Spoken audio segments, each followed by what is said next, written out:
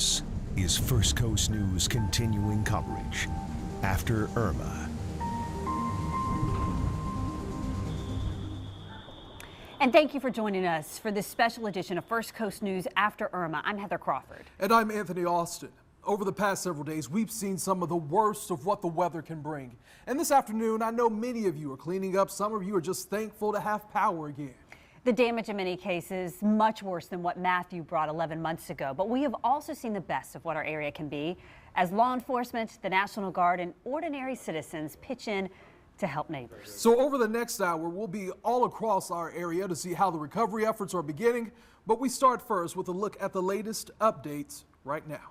So at this hour, we have some good news for people as they start returning to their homes. All bridges in Duval and St. Johns County have now reopened. Authorities are telling you to be patient and urging you to be careful. Many neighborhoods still don't have power back. Some roads still clogged with debris, and there may be standing water. And work crews are out trying to get your lights back on all across the First Coast. JEA says some 140,000 households are in the dark this afternoon. Clay Electric accounts about 40,000 households without power in our area. And those power outages extend to traffic signals, so you need to be extra careful as you go through intersections. If you see lights that are flashing yellow, proceed with caution. If they're flashing red or if they are out, make sure you come to a complete stop. And there's some good news right now. The weather looks like it is cooperating. The sun is out today, so a good day to be cleaning up around your home. It was really good to see the sun come out. First Coast News storm expert Steve Fundera is here now with a closer look as what we can expect moving through the night. Yeah, Steve? Heather, Anthony, good news in the weather department as the weather's improving. However, some of the impacts with flooding still a concern, mainly for the creeks and rivers inland just because of how much rain we got. It's going to take a lot of time to have these rivers flush out and really drain out the flooding. So here we go. Black Creek, North Fork at Middleburg, peak level about 26, 27 feet. Right now it's about 26 feet, so it's reaching that level. It's going to peak later tonight and won't return to normal until Friday by the end of the week. Most of these rivers here, South Fork, same idea, except it won't return till normal by Sunday. It's going to take a lot of time for the rain to flush out into these streams and creeks. So despite the sun and pleasant weather today, these streams, rivers, and creeks will slowly continue to rise, and flooding will be an issue. Flooding will be an issue at the St. Mary's River and at McClenley. The latest level is about 22 feet. The record close to that, about 24 feet, and it normally floods are at 12 feet. So that's 10 feet above where it normally floods. So some major flooding likely, and that's why it's going to take some time to get those levels back down to normal. Won't return to normal until about Sunday. Same idea for the Santa Fe River near Fort White. Latest level about 23.3 feet. The forecasted through Thursday about 35 feet. That's expected to rise another 12 feet for the Santa Fe River. So yeah, that won't be cleaned up and really start to see those flooding waters reside until later next week. We'll take a look at the rest of the week weather-wise and take a look at that Jose forecast for you guys too as well. All right, Steve, thanks so much. Well, we know a big question for parents is when will schools reopen? And we've been in contact with districts all across our area. So here is the very latest that we know at this hour. Duval, Clay, St. John's, Putnam, and Ware public schools are closed through Wednesday. Now, for students who go to public school in Glenn County, they'll be out of class the rest of the week. No school this week. Camden County schools are closed through Thursday. UNF and FSCJ will reopen on Thursday. And we're told that a lot of the districts still surveying possible damage to schools. So as they share updated information with us, we will pass it along to you. Well, elected officials have been crisscrossing the state of Florida before and after Irma hit, making appearances in affected areas all the way from the Keys all the way up to state. So we know just moments ago, Senator Marco Rubio visited the St. Johns County Emergency Operations Center.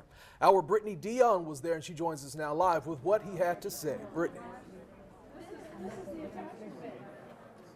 Yeah, first responders and county leaders here in St. Johns County continue to work around the clock to address the concerns of those in the community. Now, we're still here at the Emergency Operations Center where you can see behind me people here with public information are still answering calls from the community. A lot of folks wanting to know when their power will be back on, when will it be safe to move about freely. We just got some updated numbers here. There are still 44,000 people more than 44,000 people without power here in St. Johns County. Now, we just heard from Senator Marco Rubio. He just left here to head on a tour of St. Johns County. He has not had an opportunity to survey all of the damage yet, but he spoke to us here saying that he wants to thank first responders and county officials here in St. Johns County for just being on the front lines and being there for the community when they needed them most. Take a listen.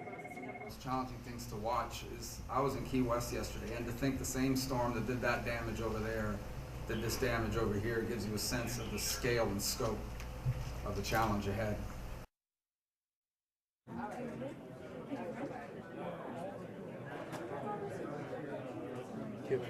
And of course, there are some challenges ahead. I'm told that there are still a lot of downed power lines, downed trees here in St. Johns County. Fortunately for everyone who was waiting to access the bridges to head over to the barrier islands or head back to their homes, all of the bridges are now opened. They were opened around 11:30, 12 today. So if you are away from home or you're watching us on Facebook, watching us online, you are free to access the barrier islands here in St. Johns County. But just be aware that there are still some obstacles out there on the road, so you want to travel safely. We do know that Senator Rubio did head to Volano Beach, where there is a lot of damage over there, and we do have team coverage, and we do have reporters out in that area as well, so we'll bring you information on what Volano Beach looks like as well. But for now, as you can see, they're still working for you here in St. Johns County, and as I'm told, they'll be here as long as they need to be. Reporting live in St. Johns County, I'm Brittany Dion, First Coast News on your side. Brittany, thank you. We also know Senator Bill Nelson is planning on visiting the First Coast. Nelson is expected to be here in Duval County at the Duval Emergency Operations Center in about an hour. So we know, all of you out there, do you need gas? I hear from you that the gas stations are out of fuel. Do you need groceries? Maybe a place to just get a hot meal. Yeah, I've actually started to see a lot of places starting to open. That's good news. And we all know what it's like to be cooped up in the house. Waiting for life to get back to normal. So First Coast News has you covered. We are using a certain hashtag, OpenNowFCN. You can head to firstcoastnews.com, click on the red tab at the top of your screen that says gas stations open on the First Coast. There you'll find a list of the gas stations, supermarkets, and restaurants that are open following Irma, along with where they're located. And if you see a place that's open and not on our list, send it to us on social media using that hashtag, OpenNowFCN.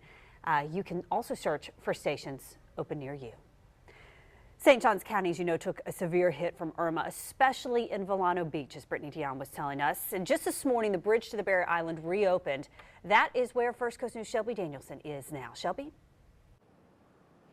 We're on our way to Volano Beach to survey the damage out there, but on our way along A1A, so many homes have damage to them, and this is just an example over here. You can see this home torn apart, and over here on the left, you can see this home, the driveway, that concrete torn apart as well. And many people in this area say that a lot of the residents haven't been home yet, and we got to be really careful when we walk over here because a lot of this damage, this debris in the yard here, there's nails sticking up in this wood, so very hazardous. And we've been telling you about that hazardous debris out there while the sun is out shining here. This is what is left, the aftermath of Irma. You can see a refrigerator over here, the front of the home just torn apart, and it's just hanging. And we're going to make our way over here to show you this other side as well. Wow, and once you look over here, you can see the impact. This is really, many homes along A1A have this, and it's amazing because some are completely torn apart, others are still standing just fine. It doesn't look like there are too many down power lines along this road, but our utility workers have been hard at work, so they may have gotten some of those fixed. And if we can show over here, Joe, and look down there, you can see where the waves kind of, impacted the ground over here and kind of made a crater looking shape. So a lot of damage to these homes. It's not over yet. We're still covering the aftermath of Irma for you, and hopefully these residents, hopefully they're okay. According to everyone here, as I said, they haven't been home, so that must mean that they evacuated, which is good. We're gonna head over to Volano Beach, so catch up with us there. We'll see you soon. For now, along A1A, Shelby Danielson, First Coast News on your side. I remember being out there for Hurricane Matthew. Didn't see anything like that. Well, all of the extra water in the St. Johns River had to go somewhere, so you saw it in the streets of San Marco and the South Bank. And as the waters recede, neighbors there are cleaning up. Our Honey Rodriguez is live now in San Marco to see how people are coping. Honey. Hey, Anthony, that's right. You mentioned the water had to go somewhere, and I'll tell you, the water went inside all of these businesses right here on San Marco Boulevard. There are a dozen businesses, restaurants included. I want to show you down San Marco Boulevard this way, and there's still plenty of standing water. Let's turn the other way, Mike. Some people are being a little rude over here, but I hope you didn't hear that. Let's turn this way and show you some more standing water over here. The folks that live in this neighborhood, that work here, that depend on these businesses are just heartbroken because there is so much standing water inside. I want to do a little walk through here and show you. This is just one business on this side. I want to show you, look, they're already rebuilding inside here. Let's give a quick look in there and let's continue to walk. I mean, folks tell me at least 4 feet of water inside their businesses. Let's keep walking. We spoke to folks across the street as well. They showed us inside. They still have standing water inside.